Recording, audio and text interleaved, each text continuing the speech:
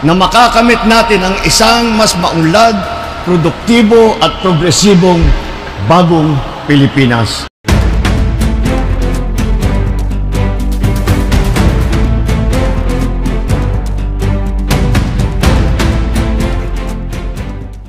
Unang-una, nakakalungkot po na mula sa pangalawang pinakamataas na leader ng bansa ay mukha pang nag-i-encourage siya sa mga tao na magalit sa gobyerno. Nung nalaman po ito ng Pangulo ay wala po siyang naging reaksyon.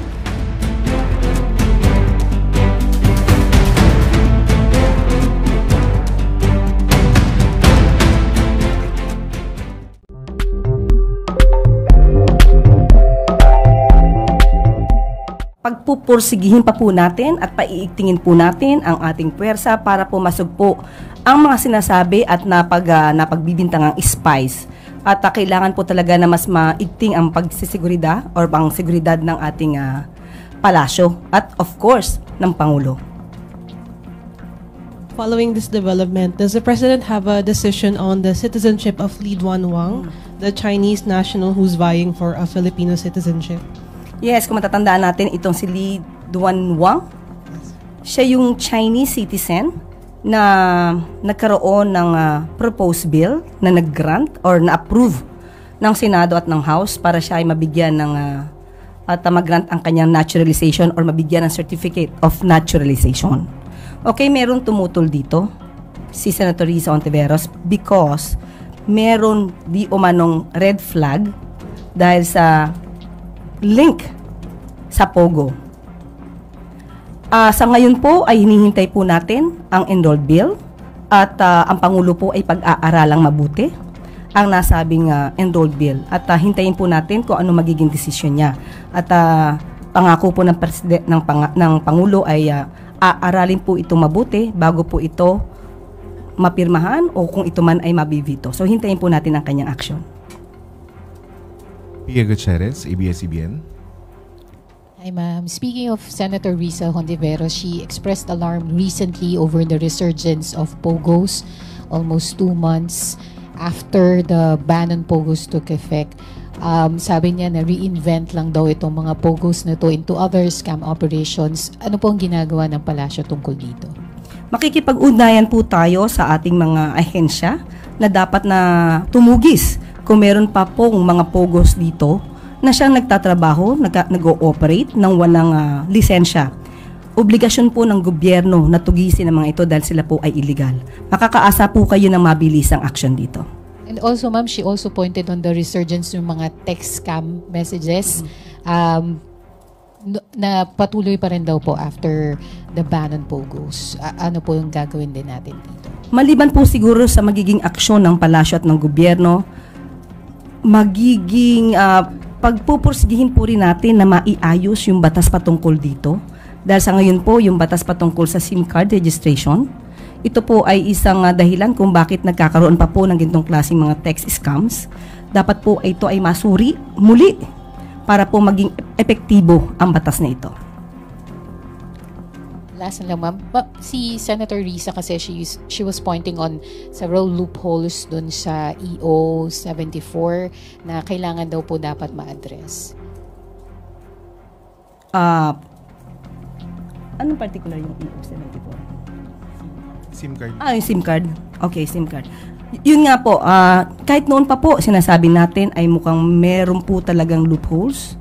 Ang nasabi, maski na po yung batas ni sinabi nga po, ang pagre-register dito ay maaaring gawing online at ito ang naging sanhi ng problema kung bakit hindi naging maayos ang pagre-rehistro at patuloy pa rin po ang mga pagre-rehistro kahit po sinabi nila yung mga tao ay kahit mga monkeys ay nakakapag-rehistro. So ito po ay talagang kung tutusin na ipaglapastangan sa batas natin. Pero mas maganda po talaga na pag-usapang mabuti paano maaayos ang batas nito.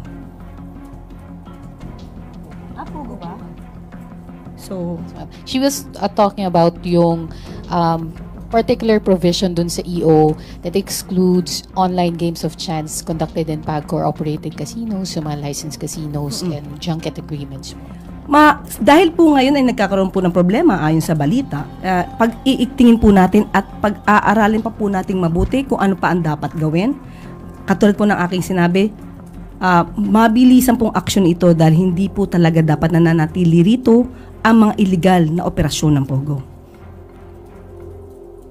Ace Romero, Philippine Star. So Yusek, follow up lang doon. So will Malacanang push for amendments to the law on Pogo and the law on the SIM card registration given those problems that you mentioned earlier? We have not yet talked about that, but as a lawyer, kailangan po talaga na magkaroon ng amyenda, especially doon sa SIM card registration. Kailangan po na ang pag-register dito, katulad po kapag kayo kumukuha ng driver's license, personal po kayong pumupunta. Kahit pag pumunta po kayo at kumuha po ng NBI clearance, pumupunta po kayo ng personal.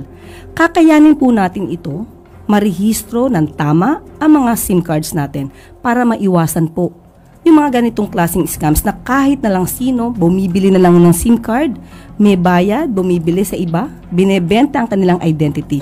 Mahihirapan po tayong sugpuin ng krimen kapag po ganun na nangyari. So it's accurate to say that Malacanang is open to amendments to both the laws on SIM card registration and POGOs. Kung yan po ang makakabuti sa interes ng taong bayan, gagawin po natin at kami po ay magiging tulay din po para po ito ay masiayos, masawata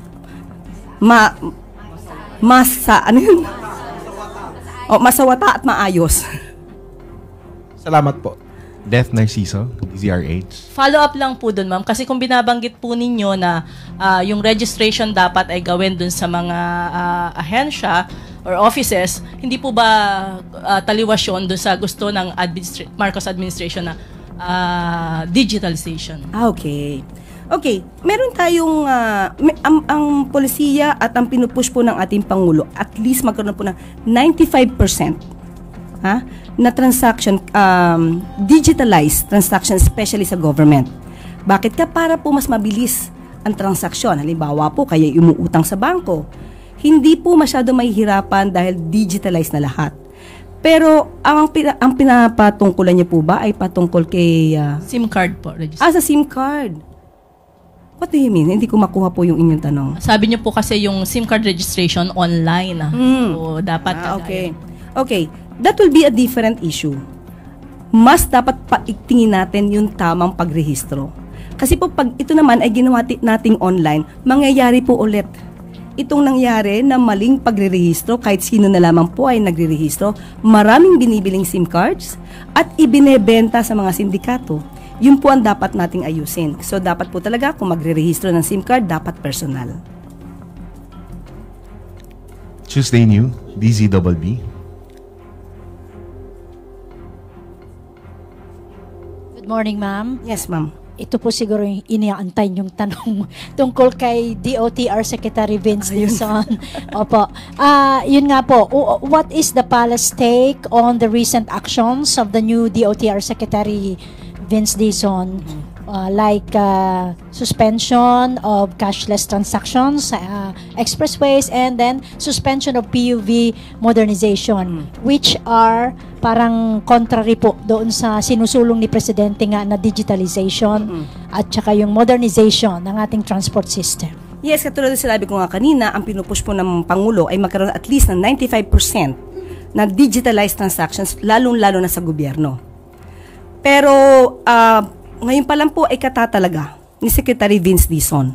So, dapat po rin natin siyang bigyan ng pagkakataon para aralin po ito. May mga issues po, especially sabi nga niya po ay kailangan nating gawing perpekto yung expressway system natin. So, pagbigyan po muna natin ang ating newly appointed Secretary of DOTR, Vince Dizon. At kapag po ito ay kanya naaral, maaari po siya magbigay ng report kung kinakailangan talaga 100% na dito sa expressway payment, cashless expressway payment. At makikita po natin kasi ang kanyang punto. Okay? Kaya dapat din pong pag-aralin ito. Ang sabi po niya, mahihirapan po talaga na 100% sa lahat ng expressway toll na cashless. May pagkakataon po kasi na malamang wala po kayong cash at the time or naka-deposit na amount sa inyong RFID cards.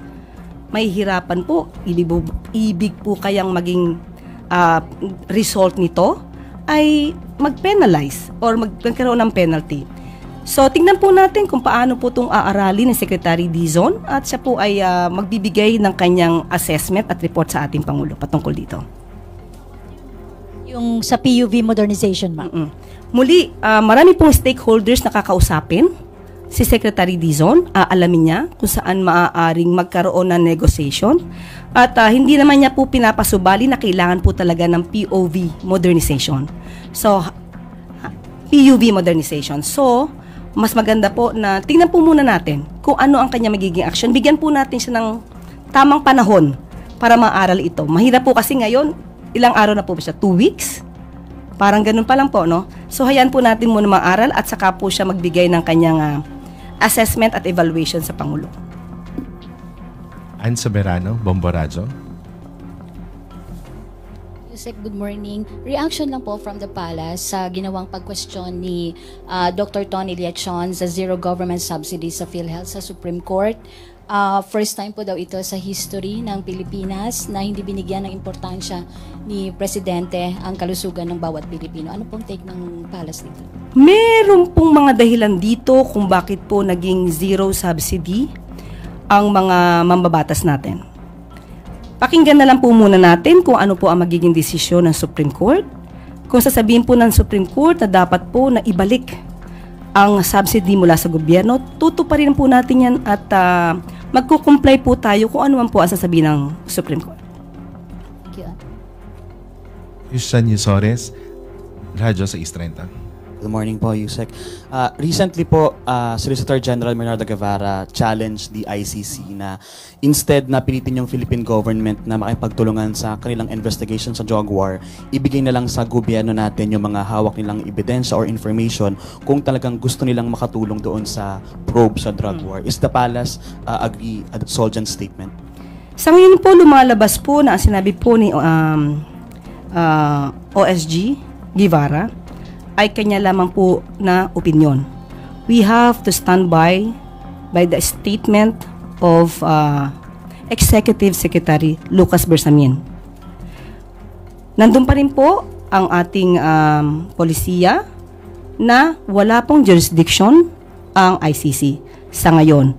But kapag ka po humingi ng tulong ang Interpol, magkukumplay po tayo at tutulong po tayo. Yun pa lamang po ang pinakahuling pronouncement ng palasyo. Eden Santos, Net25. Ma'am, going back po dun sa POGO issue, sabi po ni Secretary John Vic Rimulya yesterday na yung magulang nung batang dinukot po sa Taguig, yung estudyante sa isang international school, ay Chinese national and a former operator po ng POGO. Ang tanong lang po, bakit po nananatili pa sila dito sa Pilipinas at nakapag-aral pa sa isang international school, gayong pinaban na nga po yung POGO at lahat po nung involved doon ay pinapakasuhan at pinapadeport? As of now, wala po tayong detalye kung ano po yung identity or yung talagang complete na personal circumstances nung binabanggit nyo mong Chinese national. Sila po ba ay walang dokumento as of now para sila po ay makapag-stay? Kung wala po silang dokumento, we have to check on that. Hindi po tayo maaaring magsalita against them. Kailangan natin ng dokumento. Kung sila ay walang dokumento rito at nakakapag-aral pa, malaking question po yan at dapat po natin talagang imbestigahan. Alvin Baltasar, Radyo Pilipinas. Magandang umaga po. Good morning po. Follow up lang po doon sa tanong ni Ate Eden. Sabi niyo po kanina, magiging mabilis yung action natin laban sa POGO.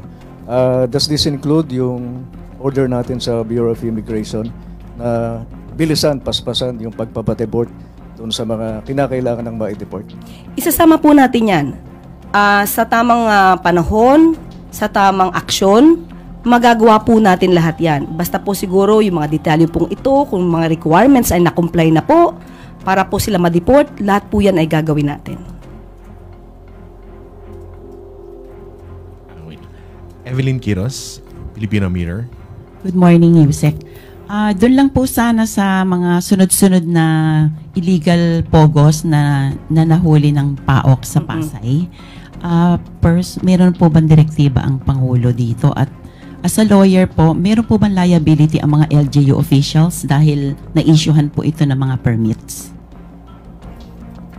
Alamin po natin kung hanggang saan po ang naging partisipasyon ng mga opisyal ng LGU, kung nabigyan po ito ng permit, kahit wala pong tamang dokumento, at lumalabas po na lahat itong mga taong ito na nagkaroon po ng tsansang makapagtrabaho sa Pilipinas, malamang ay hindi lamang po mga opisyal ng LGU ang maaaring managot.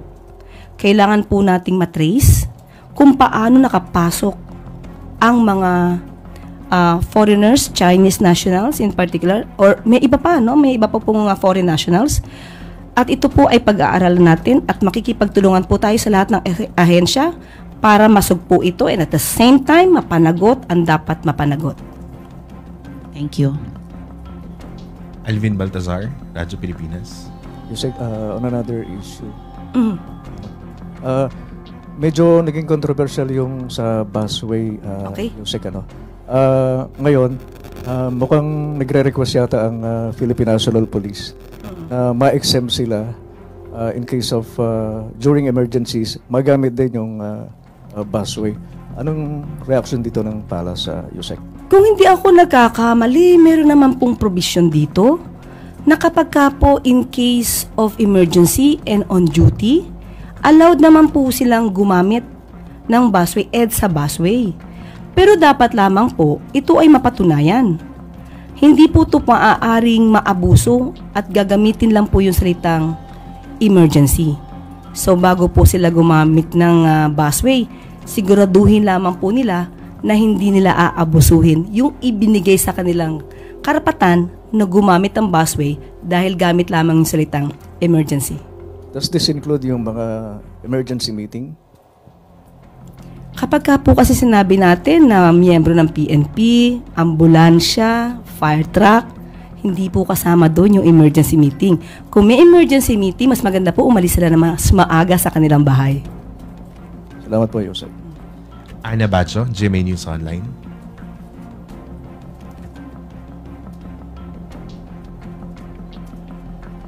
Morning, ma'am. Morning. May we just get your reaction on the recent pronouncement of Vice President Sara Duterte that in an indignation rally in Cebu, she said na may karapatan ng mga Pilipino na magalit sa gobyerno, ma'am? Unang-una, nakakalungkot po na mula sa pangalawang pinakamataas na leader ng bansa ay mukha pang nag-i-encourage siya sa mga tao na magalit sa gobyerno.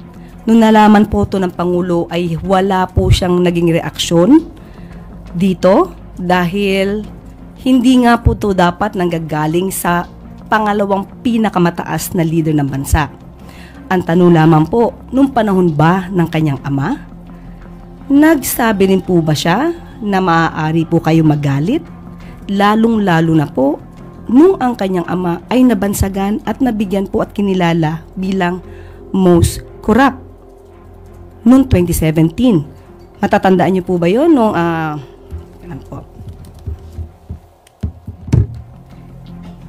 noong 2016 ay runner-up lamang ang Pangulo.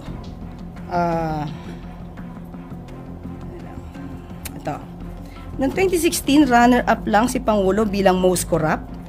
Siya ay kinilala ng Organized Crime and Corruption Reporting Project. Pero noong 2017 ay nag-level up si dating Pangulong Duterte at siya na po yung naging awardee at kinilala ng People of the Year being the most corrupt. At inamin din naman po niya sa kanyang statement ni Pangulong Duterte na siya ay corrupt at siya ay nagnakaw. Pero naubos na nga lang. Kaya natatandaan niyo po ba yon? Because meron pa po ako ditong statement yan. Okay? So, ang tanong lamang natin, yung ba ay hindi niya man lang nasabi na dapat na merong karapatan ang taong magalit. And at the same time, wala po tayong nadinig sa Pangulo kahit ano pa ang naging di umanong anomalya ng DepEd sa pamumuno ni VP Sara. Lalong-lalo na nung nasayang ang pondo sa mga pagkaing nabulok lang na intended sana sa mga estudyante, lalong-lalo na sa mga maralitang estudyante. So being the Vice President, siya bilang Vice President, mas maganda po sana kung siya ay mag-i-encourage sa mga tao na makipagtulungan na lang instead of having this feeling of hatred against the government. Mas maganda po na sabay-sabay sana tayong umangat kaysa sa may mga ibang tao na gusto magpabagsak ng gobyerno. She's arguing that it's part of freedom of expression. Yes. Wala po tayong masasabi kung kanyang ine-express ang kanyang damdamin. Pero bakit naman ngayon lang? Mas marami naman din pong nangyari nung panahon ng kanyang ama. So parang ang pag-encourage po ba niya na magalit ang tao, meron po ba itong link doon sa sinasabing destabilization? At pinapatungkulan palagi na ang taong bayan ay dapat nang kumilos laban sa gobyerno. Ma'am, nabanggit niyo po kanina wala pong reaction si Presidente. So nakakausap niyo po ba siya tungkol sa mga ganitong pag may banat po yung mga Dutertes against him? Tinanong po natin yan sa PCO na nakipag-usap kay Pangulo dahil tinanong natin, definitely alam natin na ito ay magiging issue. Ang tinanong po natin, ano po ba ang reaksyon ni Pangulong Marcos? Kilala po natin ang Pangulo. Hindi siya agad-agad nagre-react sa mga ganito. Kaya hayaan na lang natin dahil siguro iniisip niya ang suggestion na ito ni VP Sara na i-entertain o maging okay lang na maging magalit sa gobyerno ay isang napakawalang kwentong suggestion. Thank you, ma'am. Maricel Halili, News 5. Magandang umaga po. You mentioned earlier about destabilization. What do you mean by that? Meron po ba kayong natanggap na information about anything about this stop? Wala tayong formal na impormasyon na may destabilization, but mapapansin po natin sa kanilang mga statements kapag sila nagrarally, nag-uudyok sila ng galit, nag-uudyok sila sa mga tao na ito ang paniwalaan dahil ang gobyerno ngayon ay abusive at excessive. Doon pa lamang po ay makikita natin, mararamdaman natin kung saan sila papunta.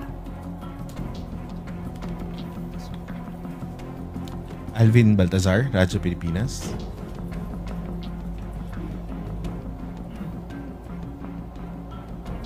Yusek, follow up lang po doon sa issue. Yung bang ganong mga pronouncement, statement, being a lawyer, Yusek, pwedeng ma-classify as inciting to sedition? Ang alin po doon? Yung magagalit? Hindi pa po. Maybe one step towards that. Pero hindi pa po. Salamat po, Yusek. Sam Medinilla, Business Mirror. Hey, good morning, ma'am.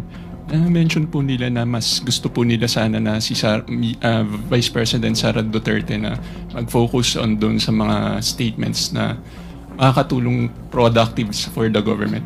Pero si President Marcos po in his campaign rallies, nag-issue rin po siya ng mga criticisms from doon sa previous administration na parang against doon sa nakaraang president. Hindi po ba na dapat same na kung gusto ng unity na ng Malacanang na statement of unity from Vice President Sara Duterte, should that policy also apply to President Marcos?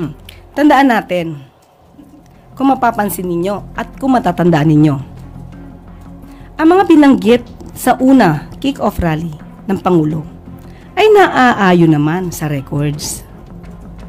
Naaayon naman sa pangyayari. At ang isa sa pinag-usapan na natin to, ang tingin natin sa isa sa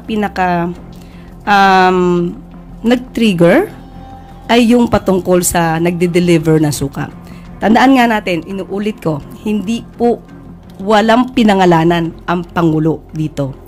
At nung sila ay sumagot muli, hindi po ba karapat-dapat din na sumagot ang Pangulo na nang-aayon din naman po sa kanyang mga records, sa kanyang mga naobserbahan. Hindi lamang po kasi dapat ang ibang partido o ibang tao ang maaari magsalita patungkol dito. Karapatan din po ng Pangulo na magsalita kung ano po yung kanyang damdamin. Ito naman din po ay para mapakita sa tao kung ano ba yung katotohanan. Mahirap po na yung isang party lang ang sumusuntok. Kailangan din po tayong sumangga. Tapos, on another matter, ma'am, recently nakipag-meeting po si First Lady Lisa Marcos doon sa some cabinet officials regarding sa preparation po for the ASEAN Summit. Ano na po yung update doon sa preparation ng government for the ASEAN Summit? May budget na po pala? Or para doon sa 2026? Actually, pinag-uusapan pa po yan. Nakausap ko po kanina. Yung mga naghahanda. Sa media affairs lang po tayo, ha?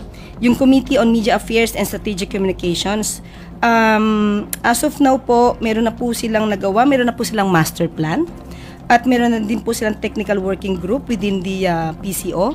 So, kahapon po, nadinig ko rin po ang Secretary Jay. Kausap po ang ibang opisyales patungkol po sa preparasyon ng sa ASEAN Summit sa darating na taon. Bali, may magiging official capacity po kaya si First Lady dun sa preparation natin for the ASEAN Summit? Wala pa po akong alam sa ngayon. Itatanong po natin kung ano po kaya ang magiging papel kung mayroon man ni First Lady. Thank you po, ma'am.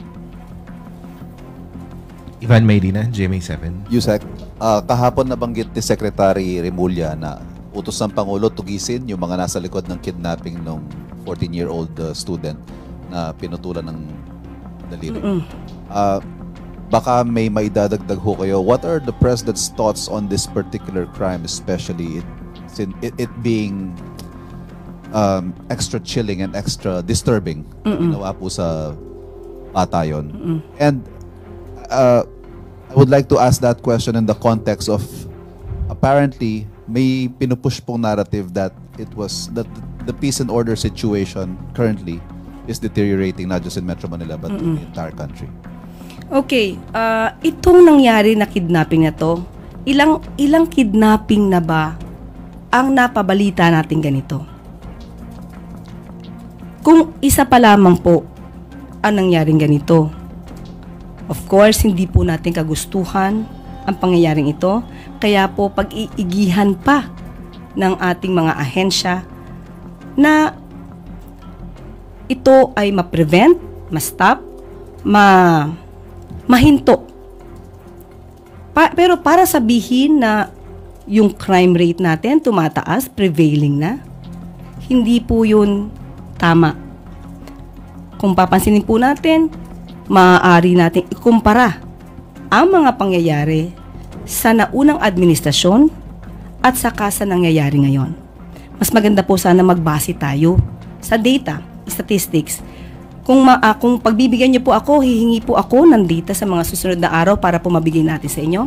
Kung ano ba talaga yung numero ng ganitong klaseng mga krimen na nangyayari sa atin. Ana Badjo, GMA News Online.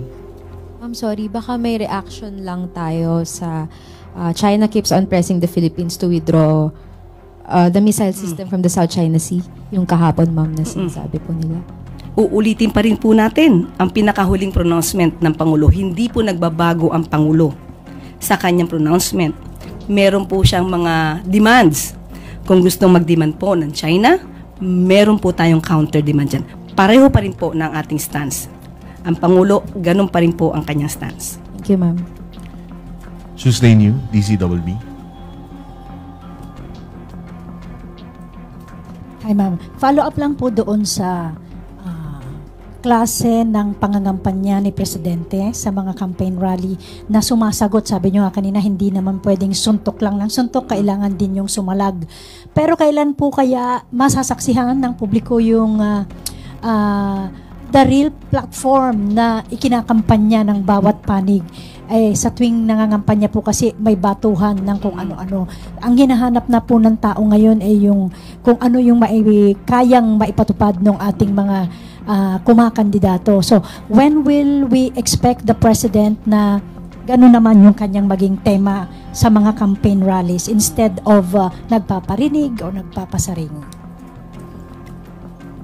Sa lahat po ng campaign rallies na napuntahan po ng Pangulo, ang mga kandidato niya po mismo, ang kanyang mga sinusuportahang kandidato, ang nagsasabi kung ano ang kanilang magiging program, ang kanilang magiging proyekto para sa ikauunlad ng bayan at sa ikauunlad ng taong bayan. Siguro po, kailangan lang po talaga paminsan-minsan ang ating Pangulo ay maging transparent din siya sa kanyang nasa loobin at para po maipahatid din sa mga tao na he is not and will never be a weak leader. Jean Mangalus, Philstar.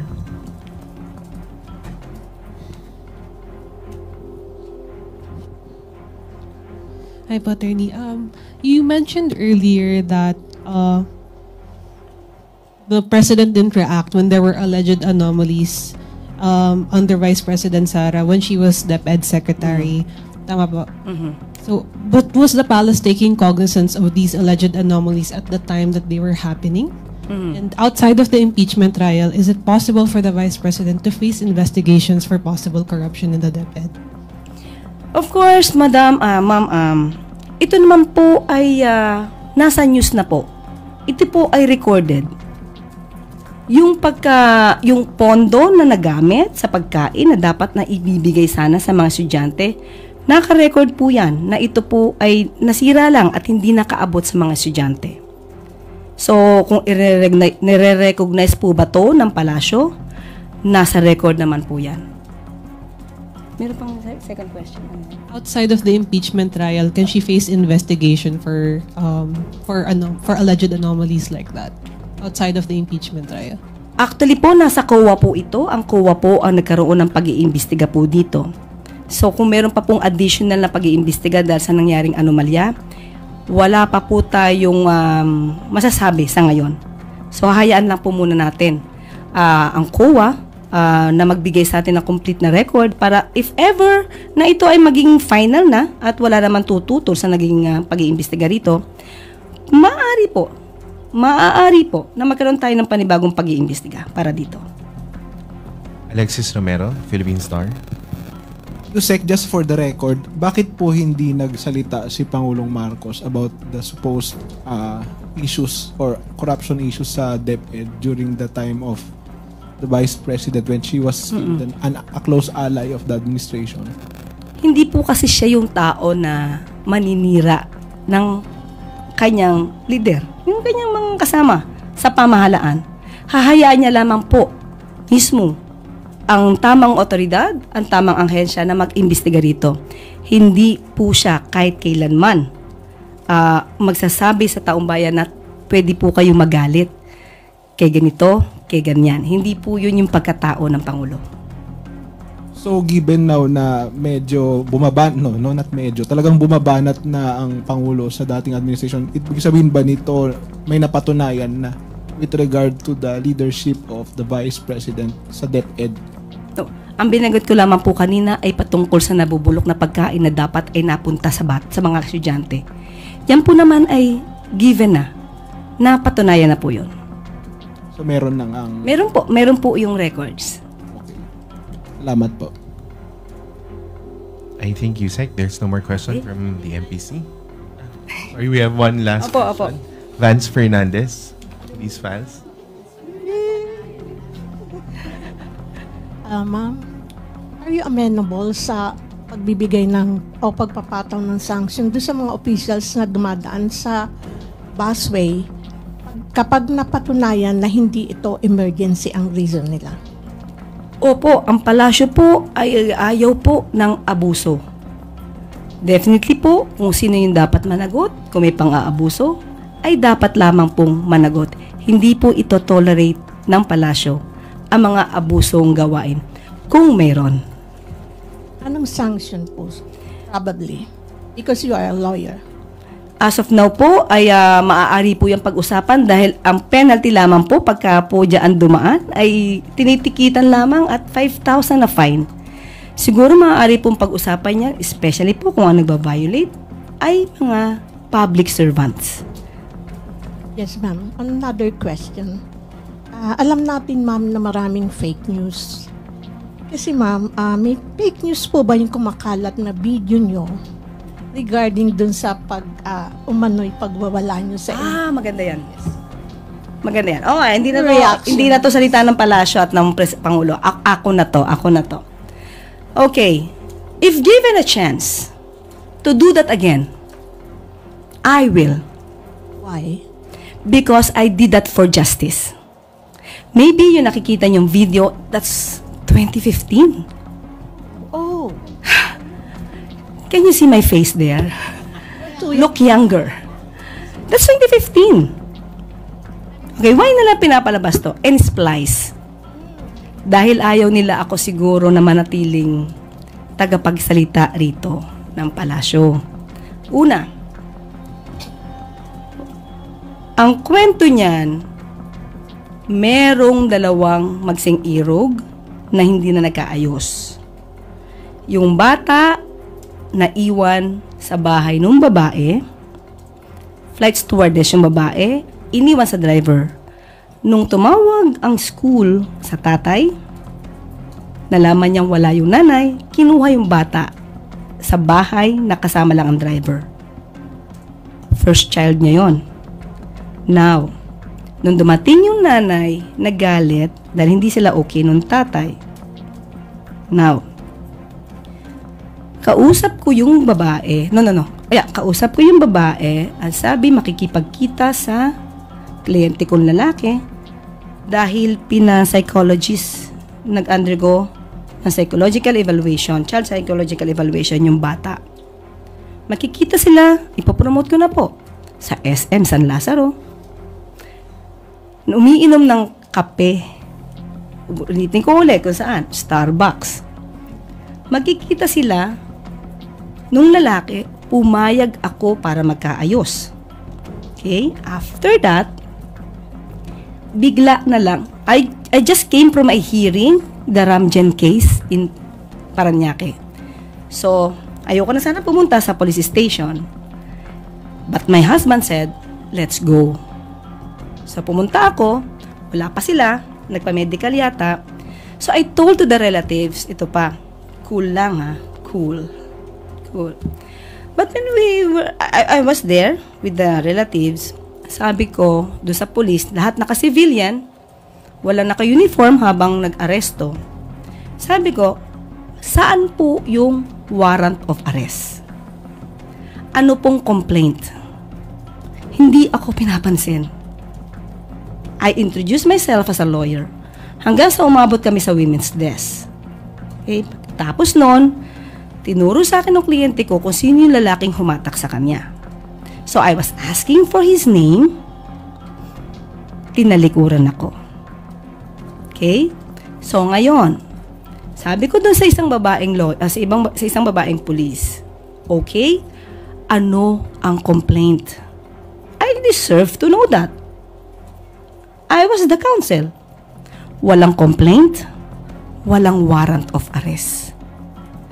And my client was not doing any crime. You know, guys, what are the reasons or causes for a warrantless arrest? You know that there should be at least the guy or the accused or the suspect should have been committing a crime. Or there is a reasonable belief that he had committed a crime. But none. He was just drinking coffee. And there was a text from the guy that she was amenable to be intimate, only intimacy. So how could there be violation against women and children? So when I was there, I talked to the colonel. I forgot the name of the colonel. Parang bossing nila. Sir, wala tong warrant of arrest. Walang complaint. Walang... And then, after that, it was not the problem with Inquirer.net at the time. Sino Inquirer dito? Hindi ko alam kung sino yun nakalimutan ko parang siya. Hindi niya lahat kinuha yung kwento. She did not even ask me. Nag-viral lang, kinuha niya agad nung ako na ay huhulihin. But before that, I talked to the officers. Sabi ko, sir, walang warrant to. And then, one of the officers then doon, Nadinig ko, nasa labas na kami, sabi ng ibang mga pulis, pakulong mo na yan, pakulong mo na yan. Na-splice to. Na-splice to. Ang sabi ko, ipagtanggol ang kliyente ko, ipakulong mo ako, anong kasalanan ko? Yun siguro yung nakita nyo. O hindi, na-splice. O yan, na-splice yan. So if you want to get the original copy niya, pero siyempre putol-putol na rin yun edited, sa inquirer.net, that's 2015. September. Alam ni Miss Pia yan. Hindi nga ako, wala nga akong penalty at that time sa ABS-CBN, sa DZMM. I was allowed to. Diba? Otherwise, kung meron akong mali, I would not be allowed to go on air. And then after that, yan, that's 2015. Yan ang panoorin nyo, hindi yan splice. Okay? So, at that time, sabi ko, walang warrant of arrest, walang complaint. Doon pa lang sila gagawa ng complaint. So, sabi nung isa, namayapa na yung isang pulis, sabi niya, doon sa pulis na babae, anong gusto mo? Sabi niya, pakulong yan. The problem is, kinulong ako, naman di kulong, it's detained. Dinetain ako, my husband, and my secretary. Why? Kung ako lang naman ang gusto nila, dahil lumaban ako, nangatwiran ako. Di ako lang. Ba't masasama yung asawa ko? Ba't masasama yung secretary ko? Hindi ba? So, hindi yun nakuha na inquirer.net. Yan lang. I was not even interviewed. What happened? Diba? And the title. The title. So, umpisa pa lang yan, yung comment pa lang yan, marami nang nag-bash doon sa gumawa ng title. Okay, again, hindi yun iskandalo. That's a fact. It's a fact. So, if you will be my client and you will experience the same, I will do it again and again and again for justice. Nung nandiyan ako, na-detain ako, sabi ko, okay lang. Parang si Jose Rizal. Hero lang ang dating. So, pampalubag ng loob kasi nandiyan ako di ba? Yan lang po, yan lang. So, wag po kayo maniwala doon sa mga na-splice na video. Kasi yan, that's the truth. Okay? Ma'am? Yes, ma'am. Yes. Another one.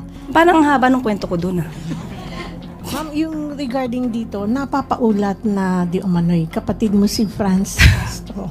And then, is this a fake news? At meron daw, this is a part of the demolition job against you. Against me? Yes. Demolition job yung tape na to? Yung video na to? No. Lahat ng lumalabas. Oh, definitely. You can assess that. They want me out. The soonest. Diba? And about Congressman Franz Castro, if ever na naging kamag-anak ko siya, I will be proud. The problem is hindi So, pa di ba si Fidel Castro ng Cuba, kamag-anak ko? Well, I have a brother. Yung tatay ko, pinangalanan siyang Fidel A. Castro. Pero yung taga-Cuba, hindi ko tatay yun. Diba? So, lahat ba ng Castro dito, kamag-anak ko? But if they will acknowledge me as their relative, di okay lang. Diba? Wala namang masama doon.